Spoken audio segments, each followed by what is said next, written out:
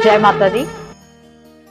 माघ मास चल रहा है जिसमें हमें भगवान शिव की, भगवान नारायण की विशेष कृपा मिल रही है, क्योंकि सभी को जो मेरे YouTube चैनल से जुड़े हुए हैं उन सभी को पता है कि कथा भी चल रही है और सभी को स्नान दान का महत्व बताया गया है। और डेली की डेली कथा जो श्रवण कर रहे हैं उनके लिए तो इस मास का एक विशेष महत्व है। और जिन्होंने कथा नहीं भी सुनी, जो अब वीडियो को देख रहे हैं, तो अभी आपको मौनी अमावस्या आने वाली है जो कि 29 तारीख को है।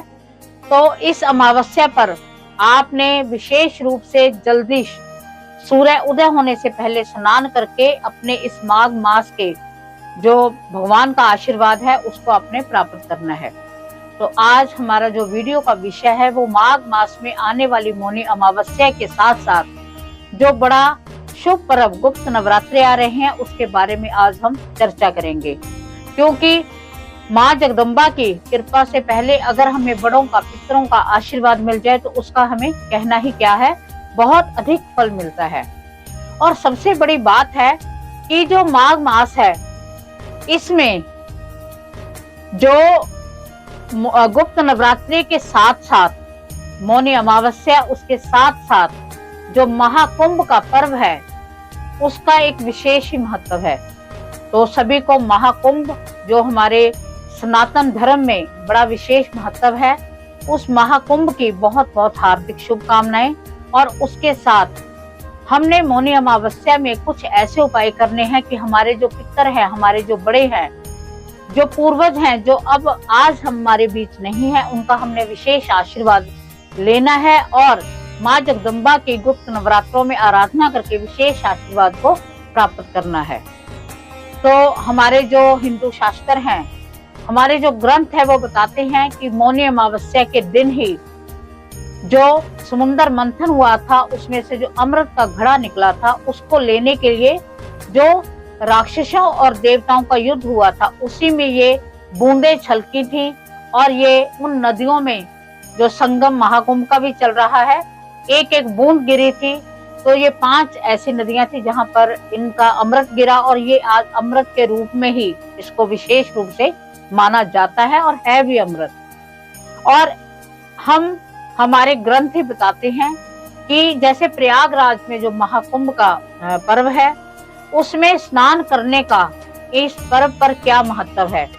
तो अगर हो सके तो इस महाकुंभ में, मौनी अमावस्या में अगर हो सके तो स्नान अगर प्रयागराज में किया जाता है, उन नदियों में, उस संगम में स्नान किया जाता है तो उसका बहुत विशेष महत्व है। अगर आप मौनी अमावस्या पर आप वहां पर हो, प्रयागराज में हो, तो आपको अपने साथ काले तिल लेकर जाने हैं और आपने अपनी दोनों मुट्ठियों में काले तिल लेकर आपने स्नान करना है। उसके बाद में उससे आपने उसको चाहे वहीं छोड़ देना है या अपने माथे से लगाकर, अपने पैरों से लगाकर आपने काले जो तिल हैं वहीं छोड़ देने हैं।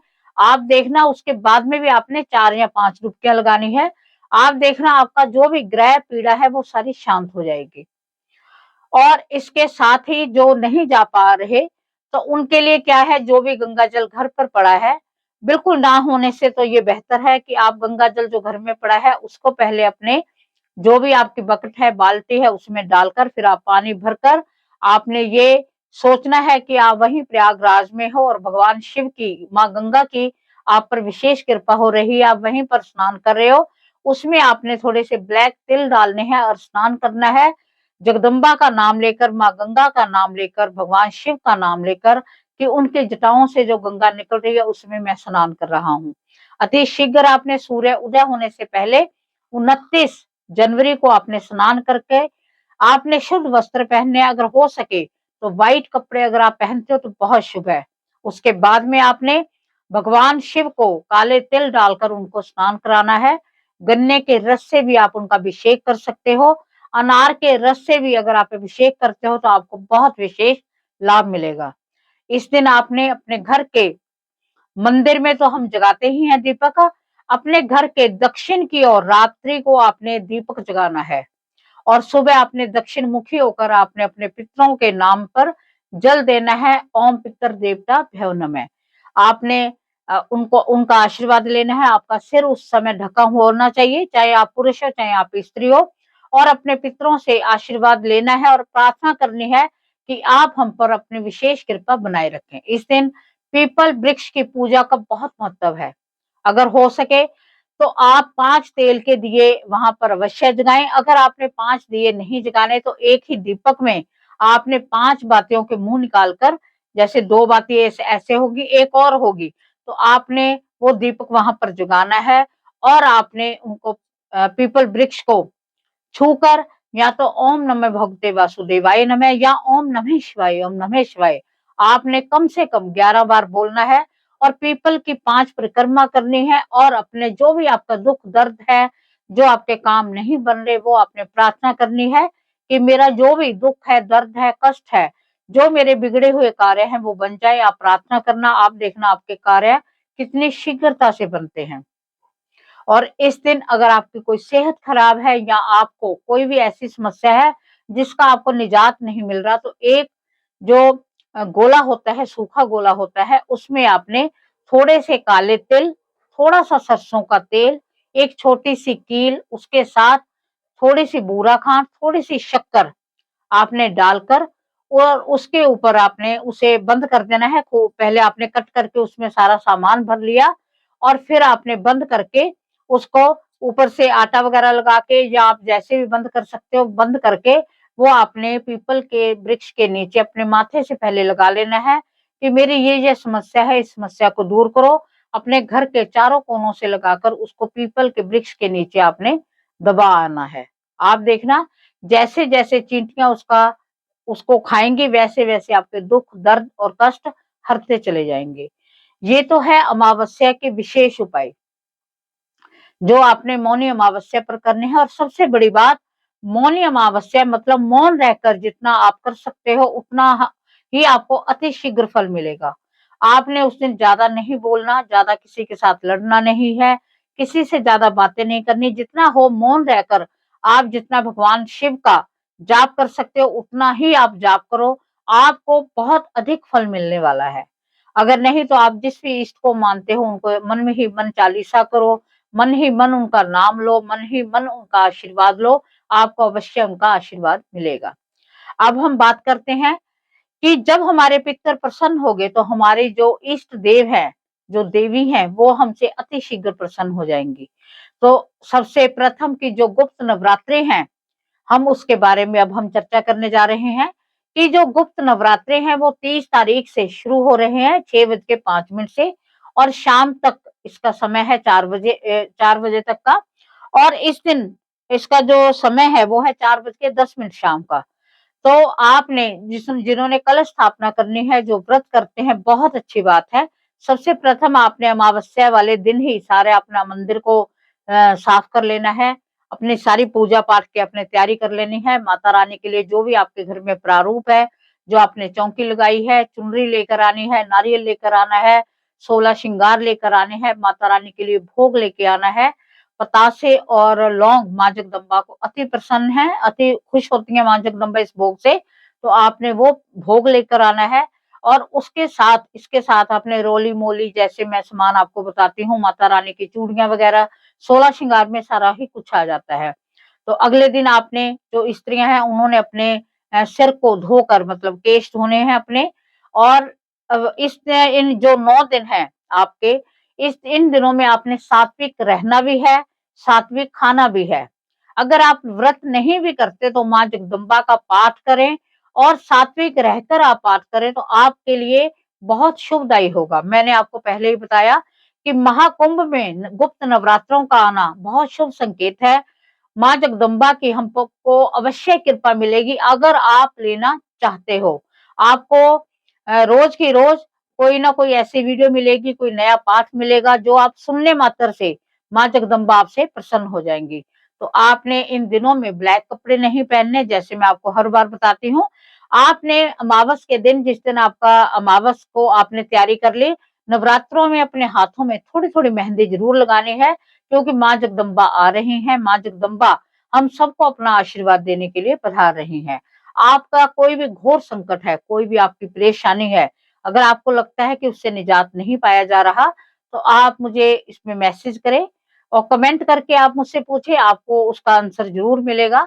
क्योंकि करना तो माता रानी ने होता है, कोई मैं तो इतनी सक्षम नहीं हूँ कि आपको मैं कहूँ कि ये हो जाएगा, पर इतने की माता रानी की कृपा है, मेहर है कि जो कहा वो हो भी जाएगा। ऐसी बात नहीं है, मैं मंदिर में खड़ी हूँ, माँ की विशेष कृपा सब पर बनी ही रहे। इसीलिए हम ये जो छोटी-छोटी वीडियो है, जहाँ हम बातें करते हैं, आप मेरा एक छोटा-सा परिवार हो, तो उस परिवार से सारा कुछ डिस्कस करना बड़ा अच्छा लगता है।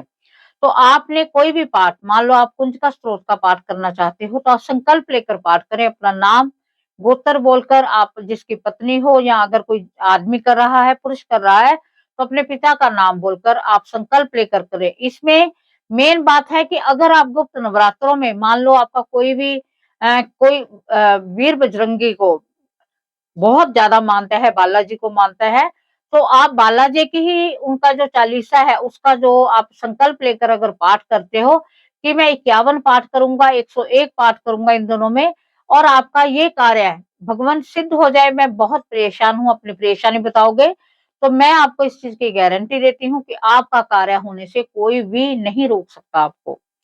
आपने माँ जगदम्बा की चरणों में आपने कुंजिका स्त्रोत का पाठ करना ही करना है। इसके साथ आपने दुर्गा सप्तशती का जितना हो सके उतना पाठ करें, कवच करें, अर्गला करें, कीलक करें, कुंजिका स्त्रोत करें, माँ दुर्गा के 32 नाम हैं वो करें, माँ दुर्गा का चालीसा करें। जो आपको लगता है कि आप बड़े उससे पाठ कर सकते हो, वही पाठ आप शुरू करें।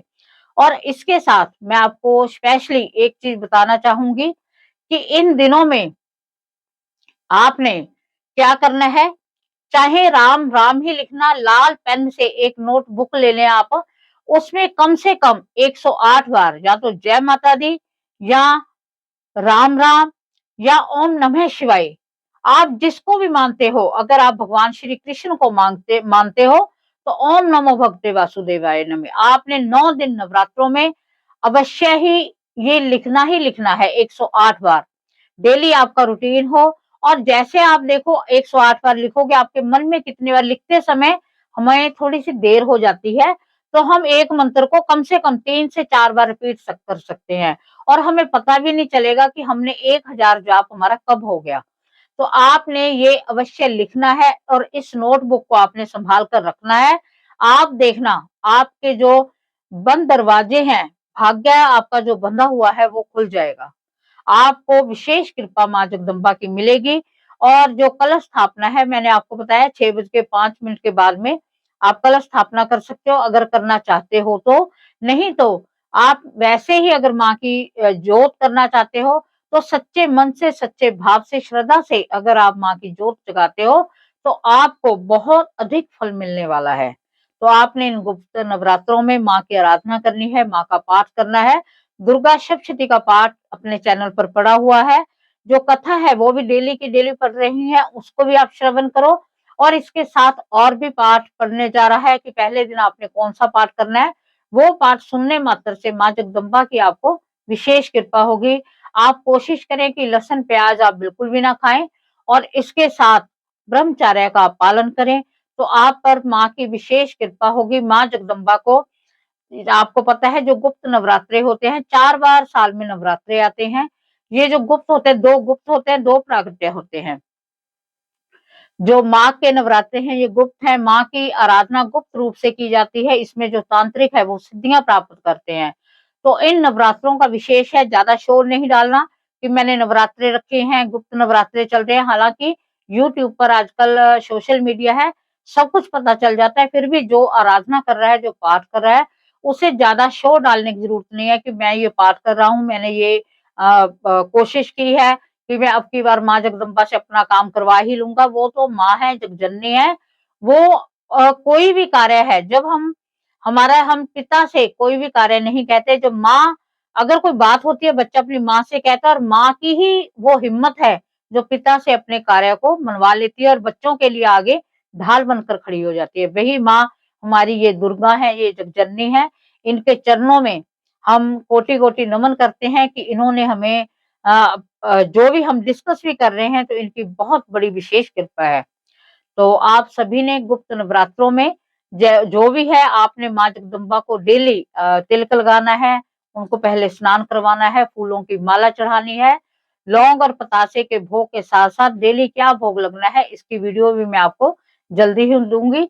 और इसके साथ आपने डेली शाम को आरती करनी है और आरती के साथ अगर हो सके तो समूह परिवार हो तो बहुत आप पर विशेष कृपा होगी माँ की। तो मुझे उम्मीद है कि आप सभी को वीडियो बहुत अच्छी लगी होगी। तो जल्दी ही नवरात्रे शुरू जो हो रहे हैं उस पर हमने माँ की कृपा लेनी है। मौनी अमावस्या को आपने विशेष प्रकार से उपाय करने हैं, अपने पितरों को मनाना है और इसके साथ ही आपने नवरात्रों में जो-जो आपका पाठ है वो पाठ सभी आपको मिलेगा और वो पाठ आप सुनना, आप पर माँ की विशेष कृपा होगी। जो दुर्गा सप्तशती का पाठ है वो देखो पूरी की पूरा दुर्गा सप्तशती इसमें है, तो आप उस पाठ को अवश्य सुनें। इसमें सर्च कर लें, जब आप बिंदु शर्मा चैनल से निकालोगे तो आपको वो दुर्गा सप्तशती का पाठ मिल जाएगा। उसके सुनने मात्र से आपके कष्टों का अंत होगा। तो मैं माँ भगवती से प्रार्थना करती हूँ कि हे जगजननी, सभी के घरों में सुख समृद्धि लेकर आना। जो मौनी अमावस्या है, जिन-जिन के भी पितर हैं, वो सभी प्रसन्न होकर अपने बच्चों को आशीर्वाद दें। इस महाकुंभ की और गुप्त नवरात्रों की आप सभी को विशेष रूप से बहुत-बहुत मुबारक, बहुत-बहुत बधाई। इसी के साथ जय माता दी।